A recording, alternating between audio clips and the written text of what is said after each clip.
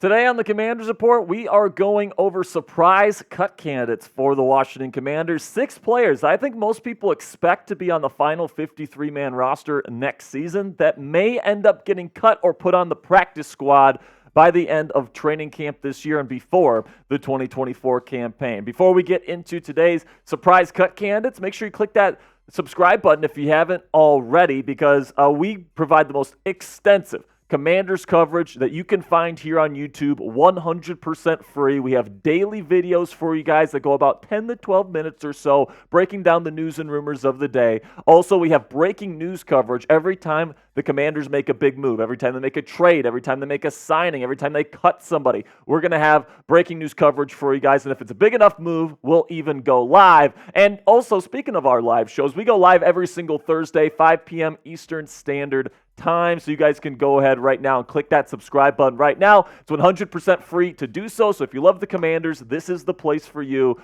and join the Commanders Report family today. So before we get into today's cut candidates, a little bit of a disclaimer, all right? This is not a predictions video. I am not predicting that all 6 or even necessarily any of these players are going to end up getting cut for the 2024 season. What I'm saying is these players would be surprising cuts that I think that there are actual avenues where they could be cut before the 2024 campaign, all right? So it's not a predictions video, so don't get down there in the comment section and roast me for these, because these are just potential cut candidates that I think would be a bit of a surprise if they ended up happening. So with that being said, let's start with Jeff Driscoll here, the quarterback who currently is slated as the number 3 quarterback on the Commanders' depth chart. Of course, Braeden Daniels is expected to be the Week 1 starter as the number 2 overall pick. Then you sign Marcus Mariota to be the backup as the QB2. Then you get to Jeff Driscoll, and he's supposed to be the QB3 heading into camp. He has a little bit of starting experience in the National Football League. He's been a long-time backup.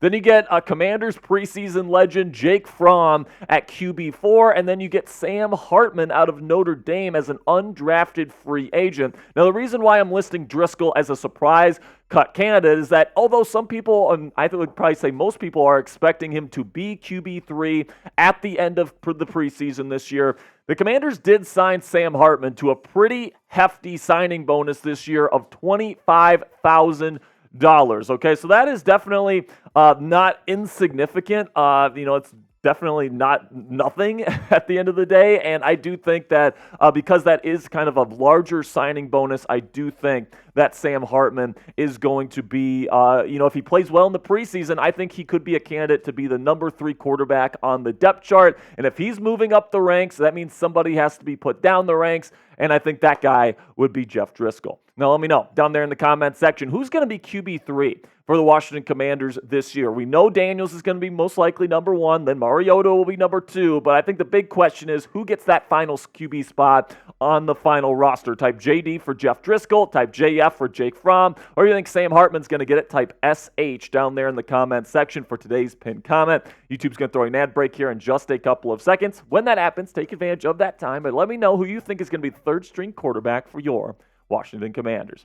Second cut candidate to discuss today, KJ Henry, edge rusher out of Clemson. They drafted him in the middle rounds last year, and he's somebody that came in, he had some pretty significant playing time after they traded Montez Sweat and Chase Young at the trade deadline. But right now, the Commanders definitely brought in quite a bit of help in terms of the edge rusher position. Now, you can argue whether or not the help they brought in is adequate. Okay, Dorrance Armstrong, I think, is probably more of a number 2 guy. He's going to be your number 1. Cleveland Ferrell is currently expected to be the early down defensive end. Dante Fowler Jr. is expected to be a rotational pass rusher. And KJ Henry, Andre Jones, F.A. Obata, all these different guys, they are going to be competing for kind of these last couple spots on the edge rusher spot. Now, I think that the Commanders are going to be keeping 4 edge rushers on the final roster, so it's going to be a competition there between F.A. Obata, KJ Henry, Andre Jones. They're going to try to figure out who the best overall fourth edge rusher is. And if the Commanders end up signing a guy in free agency like Yannick Ngakoue or Carl Lawson, that just decreases their chances even more. Now, KJ is somebody that's heading into his second year. He's somebody that's younger than a lot of these other folks in the room right now, so he's certainly somebody that could ascend up the ranks as well and could even be a potential starter for the Commanders as well. But there definitely is a possibility here that KJ Henry is a potential cut candidate, especially if he doesn't progress from year one to year two. And somebody's going to be the odd man out here in this system here, guys. Whether it's Efe Obada, whether it's KJ Henry, whether it's somebody else, it's going to be somebody that's going to be put on the practice squad this year and not make the final 53-man roster. And at this point in time, at least it's a possibility it could be the second-year edge rusher out of Clemson. Now let's go to the third cut candidate on today's show, which is Phidarian Mathis, which would be a little bit of a surprise to me. I do think he will make the final roster, but there are a couple of questions that need to be answered here when it comes to the interior of the defensive line. So, of course, you got Jonathan Allen and Daron Payne. You just drafted Johnny Newton. Those three guys are going to be making the roster. Now, Dan Quinn and Joe Witt Jr., they're going to want to play a 4-3 style of defense where they're going to have two defensive tackles on the field at a time, not a 3-4 where you would need a nose tackle, and those teams usually carry 5 defensive tackles, but 4-3 teams, sometimes they carry 4, sometimes they carry 5. So here are the two questions that need to be answered at the defensive tackle position. Number one, is it going to be 4 or is it going to be 5? All right, because if there's 5, then there's enough room for both Phidarian Mathis and John Ridgeway, who's a pretty decent player in his own right, pretty darn good run defender, to fit on this roster. And, you know, you could definitely make an argument that both of those guys deserve to be on the final roster this year. But if they do keep just 4, who are they going to cut? Who are they going to put on the practice squad? Will it be Phidarian or will it be John Ridgeway? And if I would have to guess right now, I think Phidarian Mathis would be that 4th defensive tackle that can come in. He's a good run defender.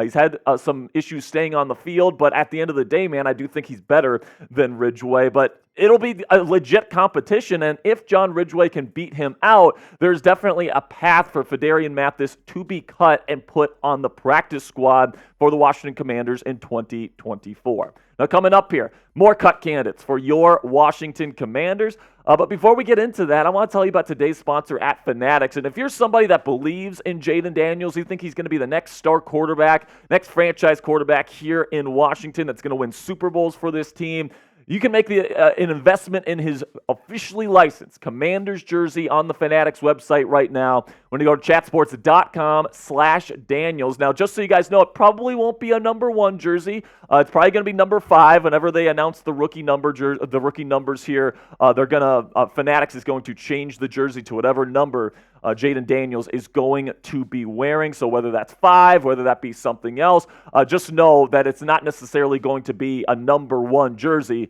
They'll send it to you once the official number is announced. So you can go to chatsports.com/Daniels to get your officially licensed Braeden Daniels jersey in your closet today. Cut candidate number 4, Percy Butler, the free safety. And listen, man, I like Percy Butler. I think he's a really good backup safety, very much worth his salt in the National Football League, and I think he deserves to be on the 53-man roster, and I think that he'll have a pretty darn good chance of making the final 53. But here's the thing, man. You got Derek Forrest coming back off of injury. I think he is going to be the starting free safety to start. Obviously, with the drafting of Mike Sainristil to play slot corner, that means Jartavius Martin is probably going to be moving over to safety, namely free safety. So I think he's going to be the future option at free safety, or they're going to hope that he can be molded into that. So that means Percy Butler is the 3rd free safety on this roster right now. And are they really going to be keeping 3 of those guys on the final roster this year? I'm not too sure. I think Percy Butler could be a really good practice squad candidate here, especially if Jartavius and Derek have a really good preseason, which I expect both of them will do. So I think Butler is somebody that's a good player. He's a good backup. You can trust him on an NFL football field. But right now, you have 3 capable free safeties on the roster, in my opinion, and he might be the odd man out. Now, make sure you guys click that thumbs up icon if you're enjoying today's content. If you are a real one, you watch our shows, you want to make this channel the best it can possibly be, the best way you can help us out here is click that thumbs up icon,